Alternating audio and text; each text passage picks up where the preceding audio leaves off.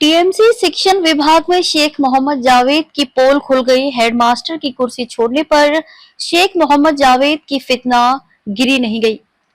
TMC में भ्रष्टाचारी अधिकारियों के काले कारनामों का होगा पर्दाफाश। टीएमसी कमिश्नर करेंगे इंसाफ। इंसान जब शैतान की चुंगल में फंस जाता है तो वह घमंडी रिश्वतखोर बन जाता है। उसका गुस्सा आन और शान को कायम रखने के लिए ऐसी हरकतें करता है जिससे उसे चैन सुख मिलता है।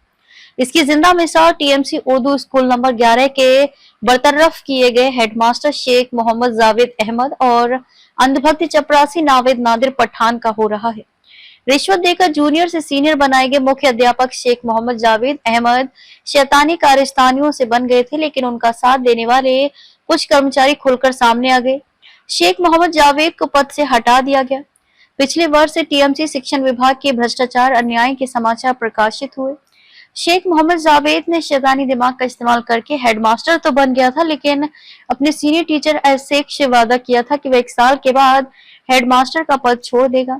शेख मोहम्मद जावेद के दिल और दिमाग में हेडमास्टर बनने के फायदे जब दिखने लगे तो उसने मुख्य अध्यापक का पद छोड़ने से इनकार कर दिया और अपने 11 सीनियर्स को धमकी दी कि अगर किसी ने शिक्षण विभाग को शिकायत की तो वह अपनी चापलूस रिश्वतखोर गैंग को बोलकर रिकॉर्ड खराब कर देगा।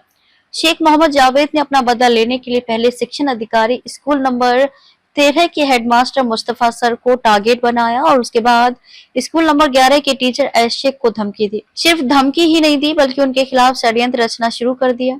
उसको साथ देने वाले शिक्षण विभाग के कर्मचारियों ने साथ देना शुरू कर दिया। एस शेख के खिलाफ फालतू प्रचार करके समिति के कर्मचारियों ने रिश्वत मांगी। जब एस शेख ने इनकार कर दिया तब उन्होंने कुछ हरामखोर कर्मचारियों की मदद से डीपी शुरू कर दी। महाराष्ट्र सरकार के आदेश पर श्री सिरसागर सचिव ने उर्दू स्कूल नंबर 11 और एस शेख की सुनवाई की। इन कर्मचारियों में जिसमें खाते प्रमुख मैडम पवार को शिक्षण विभाग ने आदेश दिया कि वे केस को दाखिल करके चलाएं, लेकिन खाते प्रमुख अनीता पवार मैडम ने बहाने बनाकर इनकार कर दिया। शिक्षण अधिकारी के आदेश पर दूसरे अधिकारी को आदेश दिया, लेकिन उसने भी इनकार कर दिया। आखिर शिक्षक अधिकारियों की समझ में आ गया ये चंडाल चौकड़ी ने जो खेल बदनाम करने के लिए खेला था वह नाकाम दिखाई दिया। आखिर श्री जाधव को नियुक्त किया गया। वह टीएमसी कानूनी विभाग का काम देखते थे। उन्होंने इंक्वायरी कमेटी के सामने जब सुनवाई में सच सामने लाया तो शेख मोहम्मद जावेद अहमद अंधभक्त चपरासी नावेद पठान की पोल खुल गई। इंक्वायरी कमिश्नर के श्री सिरसागर ने एस शेख को तमाम इल्जामों से मुक्त कर दिया। खाते प्रमुख गट प्रमुख राजू रोजटकर, हिना मैडम, दिलावर नावेद पठान के चेहरे से पर्दा हट गया। वह अपनी बेइज्जती का बदला लेने के लिए हरामखोर गैंग से संबंध बनाने लगे।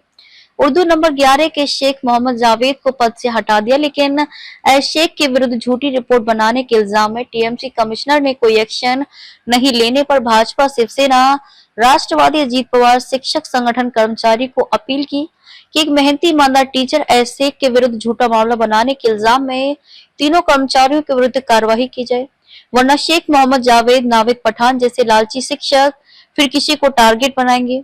आज शेख मोहम्मद जावेद के कारण टीएमसी स्कूल बदनाम हो गया। उन लोगों का झूठ सबके सामने आ गया।